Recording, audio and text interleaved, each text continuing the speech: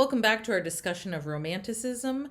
Now we're going to discuss Romanticism and race in the 19th century. I'm Dr. Megan Lorraine Debin, and I'm an art historian, and this is Art Trippin Lecture Series.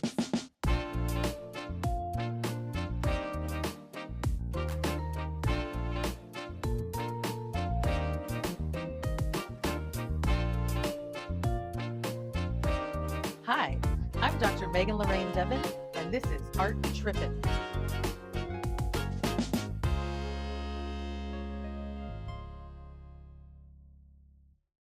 We're starting here with Turner's 1840 painting, The Slave Ship.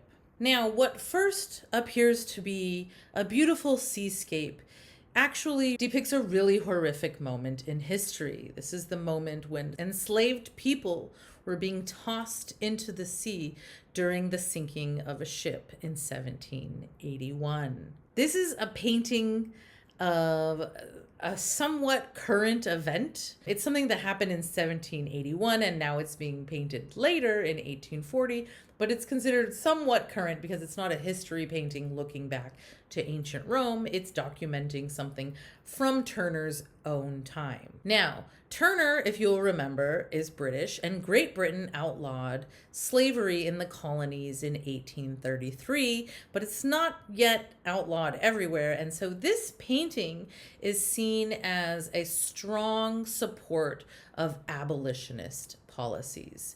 We have this dramatic, stormy sky, this kind of blood red sky that is symbolic of all of these people losing their lives. So why did this happen? This happens because these slave owners are on a ship, it's sinking, and insurance only covers the cost of cargo lost at sea, not the cost of human lives, but cargo. And because these enslaved people were considered cargo, they were thrown overboard. If you look closely beyond this dramatic seascape, you will see an arm reaching up, a shackled hand reaching out, a leg kicking up.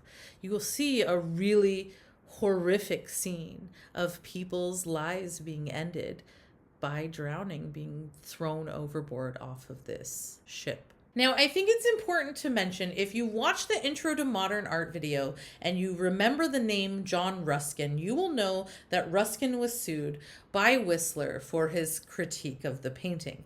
I will say something about Ruskin here, and maybe you will understand why I'm not a huge fan of Ruskin.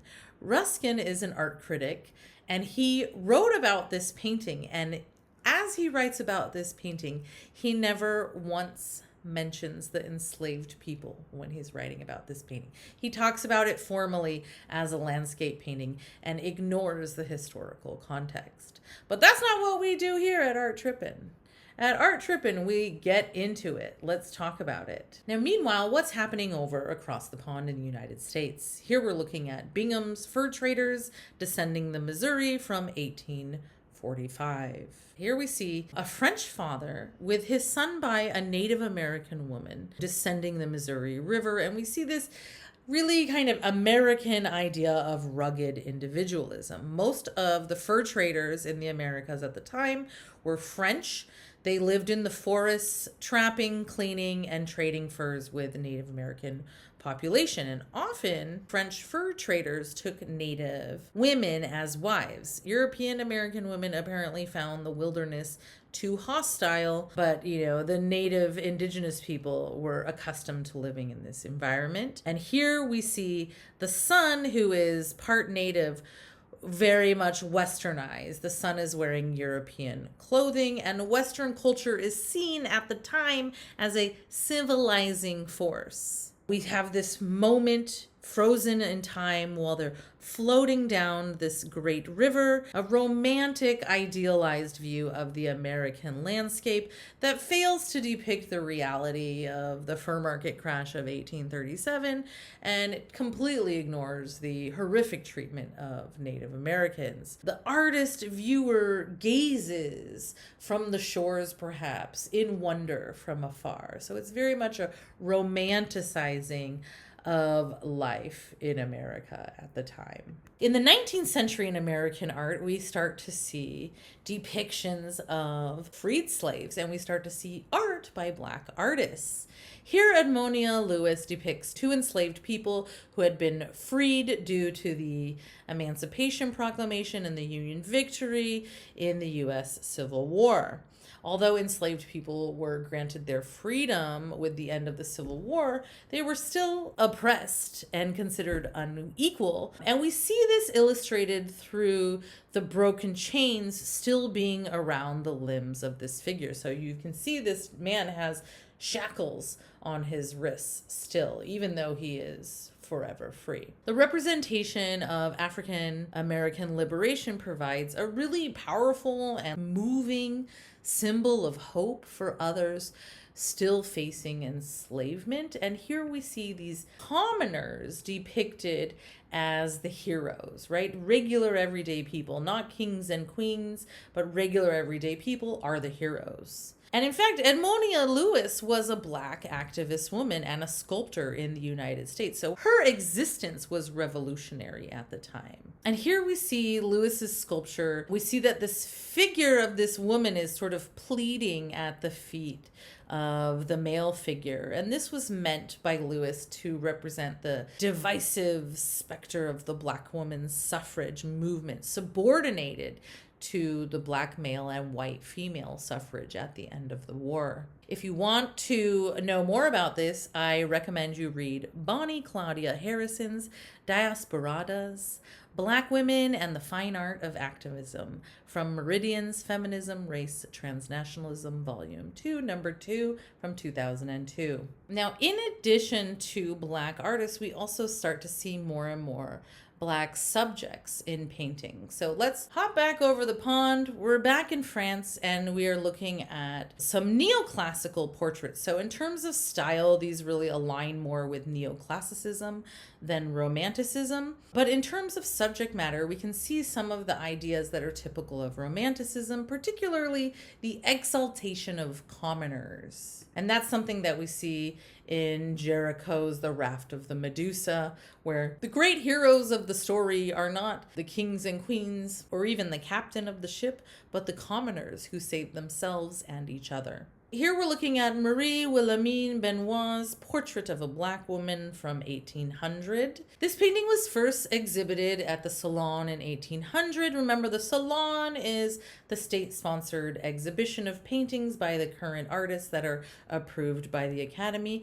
And you guessed it, this painting was received negatively. You might guess why. The short answer is racism. And that's the long answer too. It appears to be a portrait. We can see the particulars of this woman's face. She's wearing a white headdress and a white dress with her breast exposed. She sits against a tan wall on a well-finished chair. Perhaps this attests to the class status of the woman. And then there's this kind of elegant blue fabric draped behind her. All of this is typical of portraiture at the time. There's this very kind of sleek naturalism that's consistent with the conventions of neoclassical portrait painting. You can just look as far as Jacques-Louis David's portraits to see that this depiction of this Black woman is aligned with the kind of neoclassical portraiture. Now, for a lot of European artists at the time, in the European tradition, the skin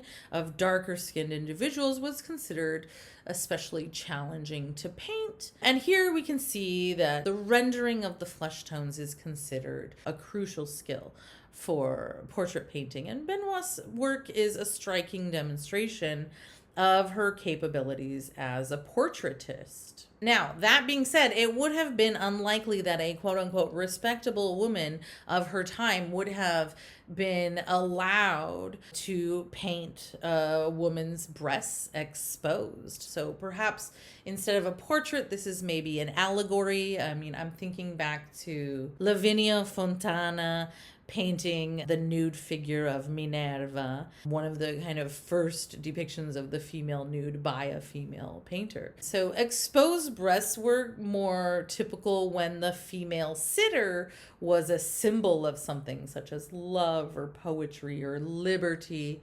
I'm thinking of Delacroix's Liberty Leading the People. And here with the exposed breast, we kind of see this implication of the white male viewer recalling the enslavement of bodies and African bodies being inspected. Now, we're in the context of 1800 France. In 1794, slavery was outlawed both in France and in the colonies. And we have changing attitudes at this point in time. There's some debate about who the sitter is. Some scholars believe that this woman was brought from the island of Guadeloupe by the artist's brother-in-law, who was a ship's purser and a civil servant. She was possibly born enslaved in the colony and freed with the decree of 1794. Now, whether she was brought to France as an enslaved woman or as a servant, unlike fashionable white women at the time who commissioned their portraits, this woman would have had little influence over how Benoit represented her. And in fact, the truth is that we know more about the artist herself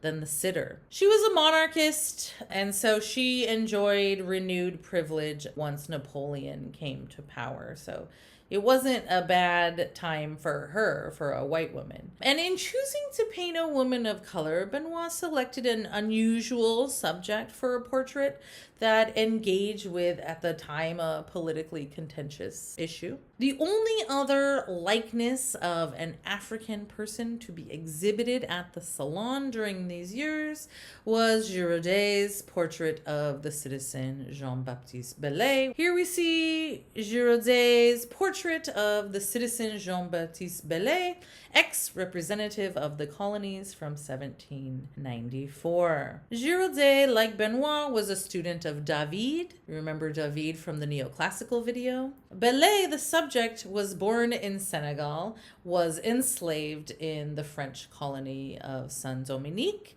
and freed because of his military service in the French army. And in fact, he was elected one of the colony's 3 representatives to the French revolutionary government from 1793 to 1797. He was well known as an advocate for racial equality. And here we see his head juxtaposed with the marble bust of the abolitionist philosopher William Thomas Raynal. Pardon my French. Girodet's painting was understood by visitors to the Salon of 1798 as an argument in support of emancipation. However, despite this revolutionary moment and this push to abolition, the political climate in France in the 1800s became increasingly conservative. Napoleon reinstates slavery in 1802 in the French colonies, and artists like Benoit was eventually forced to give up painting and to enter into these conservative social circles. Now, when we're looking at 19th century art, we're going to see some pretty racist and pretty sexist depictions of non-Europeans, especially in the case of Native Americans. They are either depicted as noble or they are depicted as savages. And both of these are really perpetuating harmful stereotypes. So we can see this in work like Girodet's The Funeral of Atala from 1808, which depicts the story of a mestiza woman. So this woman has a Spanish father and a native mother, and she is a convert to Christianity, and she swears an oath of virginity to her mother. But she fell in love with an indigenous man, Chactas. Instead of breaking her oath and, engaging in sexual relations with Chactas, she instead takes her own life, which is considered at the time a noble act going back to the Roman times. So here we see a Spanish monk or priest who is helping to lie her body to rest, and her piety has inspired Chactas, this indigenous man, so much so that he decides to convert to Christianity. So if you ask me, this is really an example of Spanish propaganda. This is a really solid example of a style that demonstrates the transition from neoclassicism to romanticism. So Chactas is depicted as this kind of Roman hero. The painting is rendered really crisply, really smoothly blended,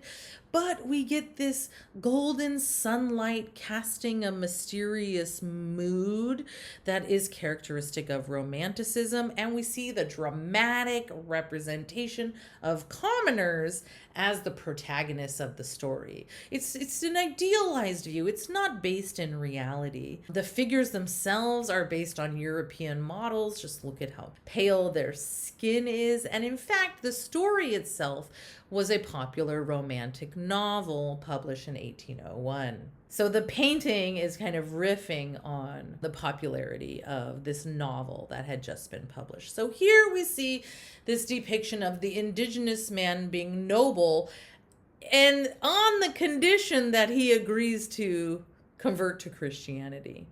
Otherwise, you will see indigenous people depicted as bloodthirsty and violent, as we see here in the murder of Jane McCrea, who was a young woman who was killed by warriors associated with the British Army during the American Revolutionary War. Here she is depicted kneeling, outstretched, with her hands kind of held by these men to emphasize her helplessness. And these two Native Americans, dressed in kind of leather leggings and shaved heads and feather embellishments, are depicted as violent and cruel. And of course, there's no mention in art history of the violence and cruelty that white European colonizers inflicted on Native Americans. So it's very much a one-sided view of history.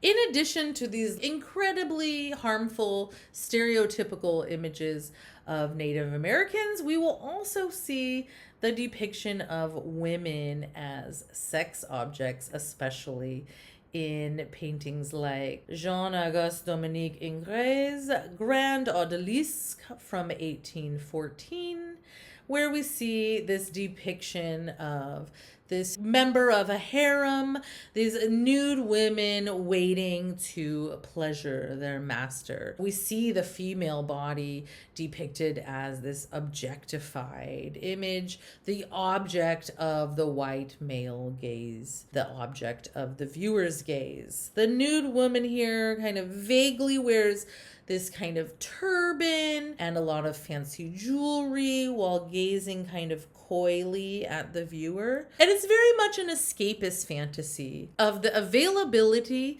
of the female body and the kind of orientalized or non-European female body in particular that has been made available at the disposal of the European male population. And of course, this is used as an excuse to depict nude, attractive, available women in art. And much of this Orientalist art, as it's called, Orientalist, like referring vaguely in this context to the Middle East, much Orientalist art was erotic. It expressed, on the one hand, the 19th century urge of bourgeois males to escape the repressive social decorum that they had established for themselves, and on the other hand, a desire to control and pacify women during a period when they were beginning to agitate for equality. So that 19th century sexism and racism is really strong in these paintings that we've seen here. The last thing I want to look at here is Romanticism and its depiction of the bravery of commoners. So I mentioned earlier Jericho's Raft of the Medusa or Delacroix's Liberty Leading the People. Let's look at Jericho's The Raft of the Medusa. Now, first of all, what's the Medusa and what's the raft? The Medusa was a ship that was carrying 400 passengers, and that ship starts to sink, and some of the people on that ship survive on a raft or a lifeboat. Now, this painting was exhibited at the Salon in 1819, and it was painted on the monumental scale of a history painting but it's contemporary subject matter. It was a well-known story that was in the news several years before this, and there was a book published a few years earlier. So what's the story? The story is about the reckless grounding of the ship, the Medusa, by an incompetent and arrogant captain of a ship. The ship had been carrying 400 passengers. There was a fleet of ships that were heading from the French colony, Senegal. And Captain Hugh de Roy de Chaumaret was politically appointed despite having no experience as a captain of a ship, let alone managing a whole fleet. He fails, obviously. As the ship is going down, the captain abandons the ship and 150 of its passengers, which, if you know anything about ships, what does the captain do? That's right, the captain goes down with the ship. It is the captain's responsibility to make sure that everyone on board that ship is safe before the captain gets off the boat. So the captain should be the last one off the boat. In this instance, the captain flees, saves himself, and leaves 150 passengers to die. This is a true story. This is a true story. In the end, 15 people were found alive on a raft out at sea. And of those 15, 10 of them survived. So imagine being one of those 5 people that you get saved and you don't even survive. Only 10 people survived. In the painting, we see a really psychologically distressing moment. There's a huge wave next to the raft that's about to perhaps overtake this raft. And we can see this gentleman kind of at the peak, at this apex, who has taken his shirt off and is perhaps waving it around, trying to catch the attention of what we can see far off on the horizon, which is a little ship that has yet to see them. And here we see the survival of the commoner, the survival of the individual despite the corruption and negligence of those in power. And this image and this story reveals the dangerous consequences of political nepotism. And for Géricault, this represents the heroism of the commoner. This painting won a gold medal, but not in history painting, but in genre painting. And so this is starting to reveal some of that breakdown of the hierarchy in the 19th century, where history painting is thought to be the most important. And here, because it's commoners and not kings and queens, this is considered a genre painting. We can see a similar concept in Delacroix's Liberty Leading the People from 1830. We have a return of the Bourbon monarchy that had taken control of France, and the people again take control of the country. We see a depiction of real democratic heroism here. We have this triangular composition, strong diagonals, creating a sense of movement, and importantly, all members of society working together for the common cause here. Now, this is from a story of a laundress, a laundry girl. So that's perhaps who's depicted with her chest out. Usually when you see a woman with her breasts exposed in art history, she is being used as a substitute. In this case, this woman's body is being used as a substitute for the concept of liberty. But there's a real story and a real woman. She's a laundress who attacked the Swiss guard before she was killed herself. You can also see next to her to the right a child with guns, and to her left you see a young dandy, behind him a man with darker skin. So we have urban factory workers and farmers and dandies and children and immigrants and all different people from different classes of society coming together to fight for the people. Liberty herself is depicted through this woman is holding the tricolor flag of the French Revolution. It's rare to see women depicted as brave leaders in art history, but we start to see in the 19th century that the nude female figure sort of stands in for any idea in 19th century French art. Now, the idea of the bravery of commoners is not just something that we will see in French or American art, but you will see it in Spanish art as well. Here we're looking at Francisco Goya's The 3rd of May, 1808. This is painted in 1814 to 1815. What's the historical context? Napoleon invaded Spain in 1807. This is the Peninsular War. The military regime was led by Napoleon's brother, and it was just as brutal as the monarchy and the Inquisition. On March 2nd, 1808, the citizens of Madrid rebelled against the French forces, and in response, the French forces rounded up everyone carrying a weapon on the streets and executed them. How are these people the heroes then if they were carrying weapons? Well, it was very common for a working class individual at the time to be carrying something like a Swiss Army knife or a pocket knife. So people would be rounded up and anyone who had anything on them was executed. Now, Goya himself worked for the French ruler while Spain was under occupation, so he could not paint something like this. But once the Spanish monarchy was restored in 1814, Goya felt free to begin a painting like this. Now, here we see the ordinary people are depicted as the heroes. The denizens of Madrid, the people of Madrid, end up political martyrs. Here you see Goya using line, light, and color to draw the eye to the focal point of this central figure. So you see this black background of the night sky and these figures lit up by a lantern that the soldiers have placed on the ground. That light is casting this light onto this central figure who's wearing the white shirt. So the choice of the white shirt against all of these dark colored clothing and this dark colored background creates contrast, creates a focal point. And then you will also see that the French soldiers have their weapons drawn and the lines of their rifles point at this figure. So the lines are pointing at the figure. This bright white light and this light colored shirt are all highlighting this central figure who stands with his arms out, mimicking the posture of the crucified Christ, which is not forgotten as we are in a predominantly Catholic country. We can see this continuous narrative of the before, during, and after of the execution.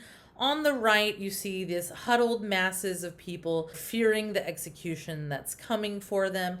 In the center, this man with his arms stretched out, the martyr, and off to the left and in the foreground, this pile of bloody bodies. Of course, we see a depiction of the emotional extremes of the circumstances. The Napoleonic forces are faceless. We do not see their faces. Their backs are to us.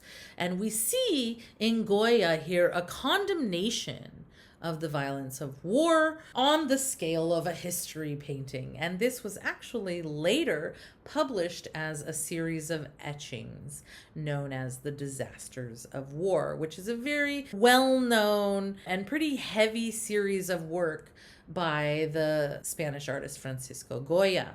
I highly recommend checking out the whole series, The Disasters of War. In those images, like we see here in Goya's 3rd of May, we see, like we see in Delacroix's Liberty Leading the People, or Géricault's Raft of the Medusa, the commoner, the everyday citizen becoming the hero, becoming the star of the story. And this bravery of commoners is quite typical in Romanticism. So as you can see from the variety of paintings we've discussed here, there's not just one Romanticism. Romanticism is an umbrella term that expresses a lot of ideas about painting and society in the 19th century. Now stay tuned because there's one more video on Romanticism. In the next video, we will look at Romanticism, imagination, dreams, and nightmares. Let me know in the comments if you have any questions. Make sure to like and subscribe, and I'll see you next time for Art Trippin Lecture Series.